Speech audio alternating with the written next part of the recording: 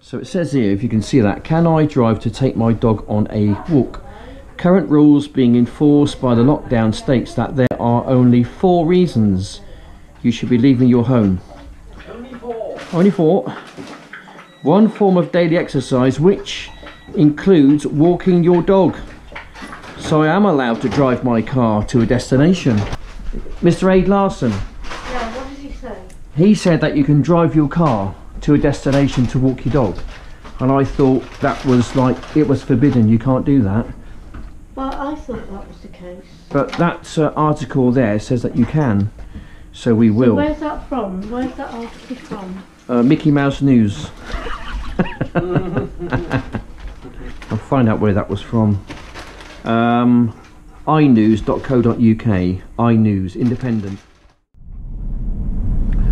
Off out to, we go Stratton Woodside. It's only about 3/4 of a mile down the road. It just saves us walking and crossing a busy road and meeting people and possibly getting the dreaded coronavirus that way.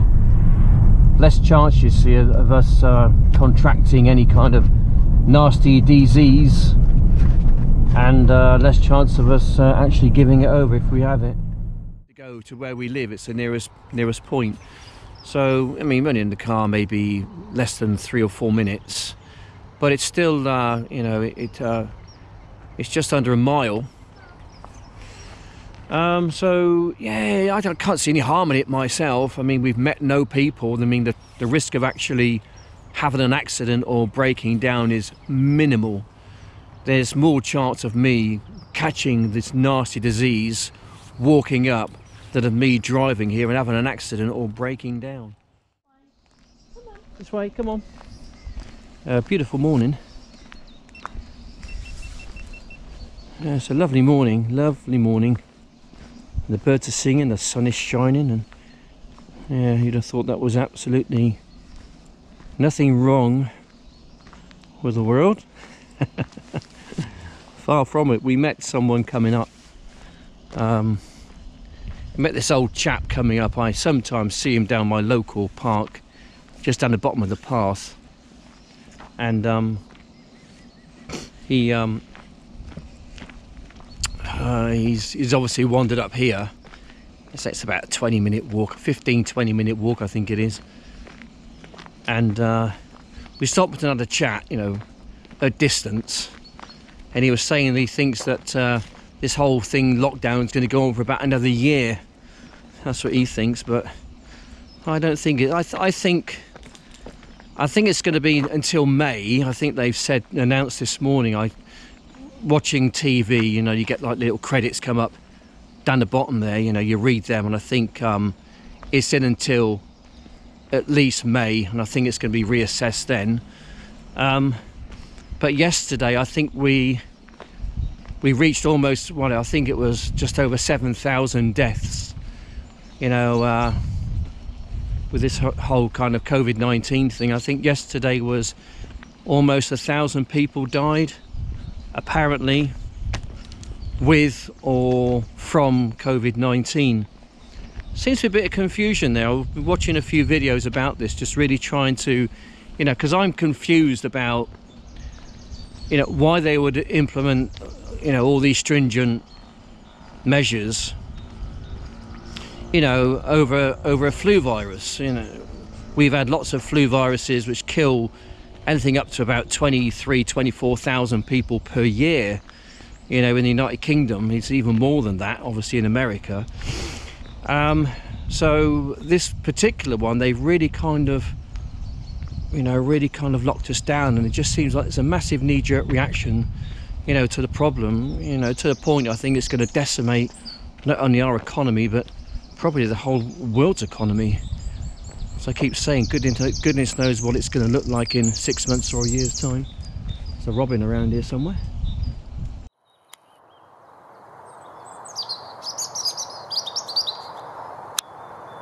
This is where I need a stand.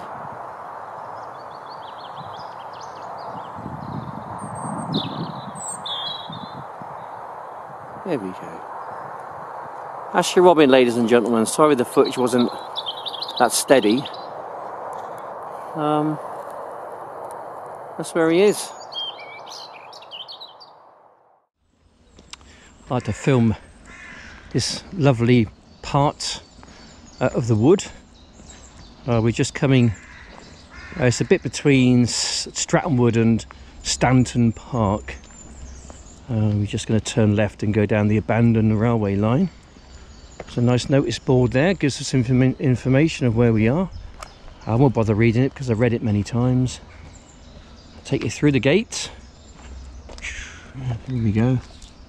And into this wonderland.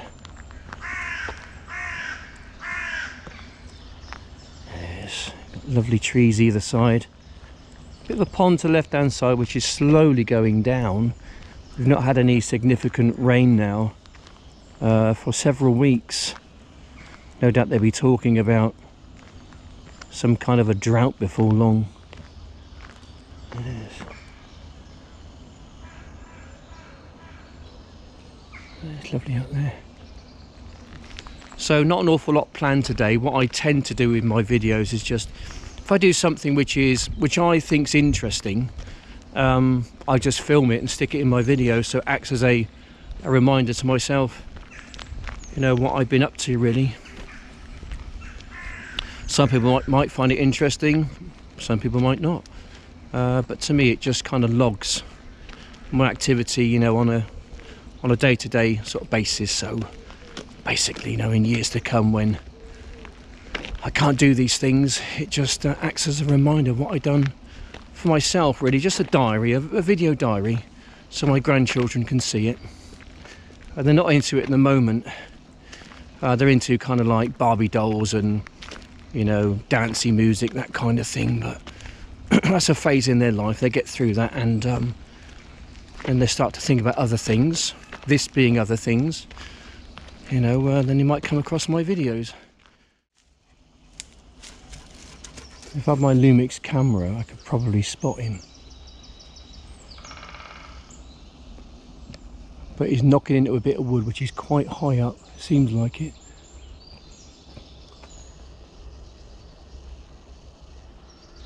Every 10 to 15 seconds he'll peck away. 4, 5, 6, 7, 8, 9, 10. 1, 2, 3, 4, 5, 6, 7, 8, 9, and so on and so forth. Anyway, let's enjoy the atmosphere, shall we? Which one's that? That's a great tit. They're eagerly awaiting me to put some food on the table for them. There we go. So I'm going to put a few bits and pieces. Mostly bread in here. Mostly bread. I'll have to take the top off, I think. Yeah. Got some sunflower seeds in there as well. But it's mostly bread.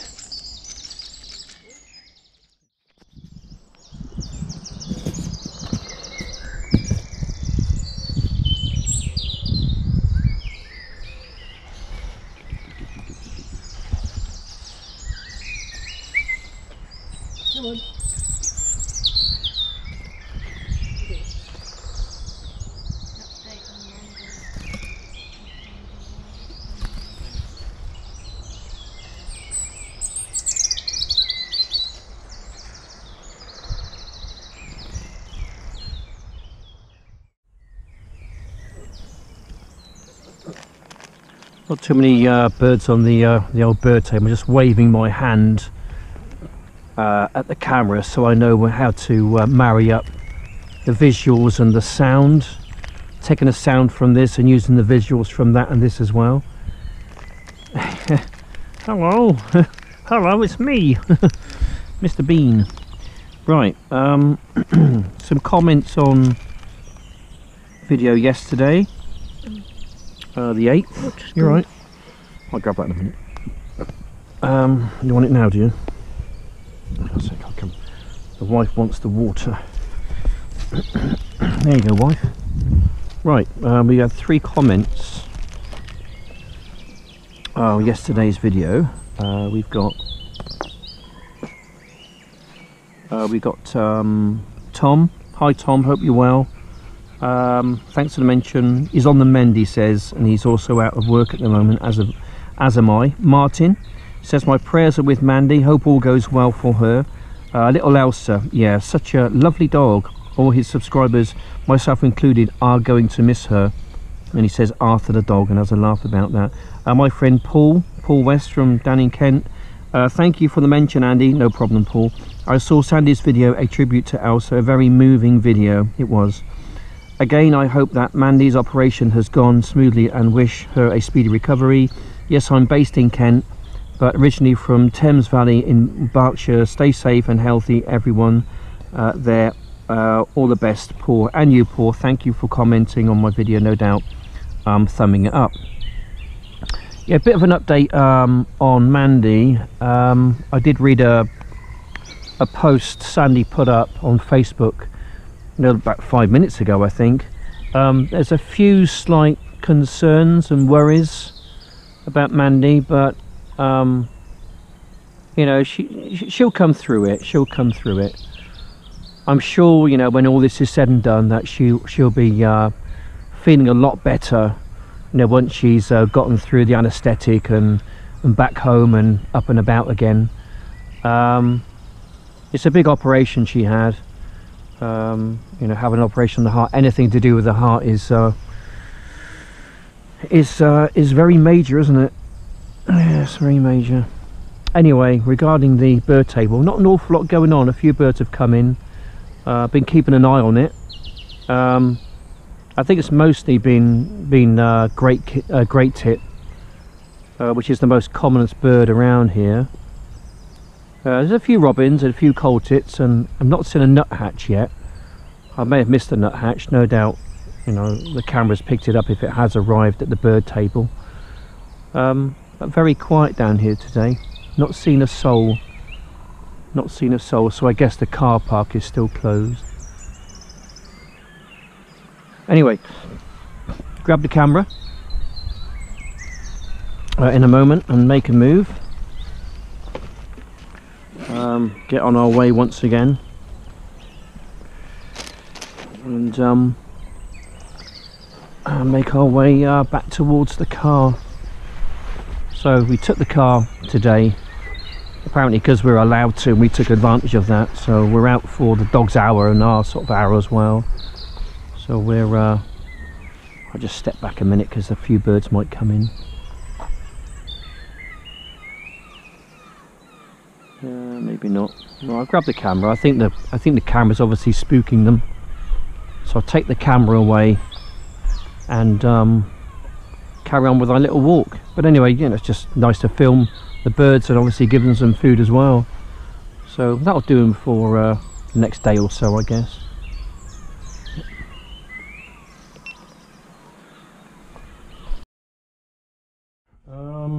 Well, cups of tea.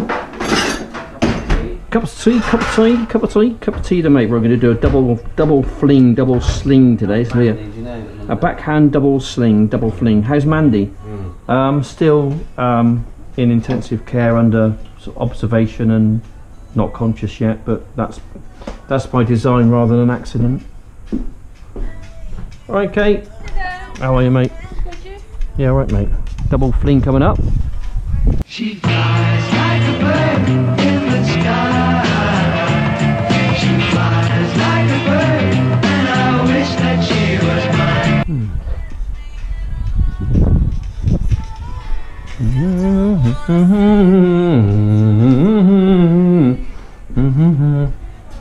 There's a bin there. Oh yeah, so there is. That's good for the grass, mate. Good for the grass.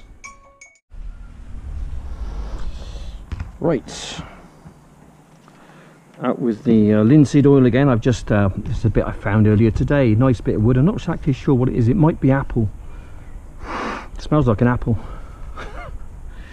Not sure what it is. I've just lightly machined it with my sander. I'm just going to put some linseed oil on it. So apparently linseed oil is very dangerous stuff. Aid Larson was saying something about it. I keep mentioning Aid Larson. Don't worry, I haven't got an infatuation with Aid Larson. He's just a buddy on the internet. Good guy, actually. Go and check out his channel. If I remember, I'll stick a link down below. Probably won't. But anyway, his name's Aid Larson. Nice guy. Nice guy. Full of information. Most of it probably useless. There you go, Aid. There you go, mate. Thank you, Aid. You're a good guy. Thank you for coming along, and your tips are always very helpful, by the way. And then I can...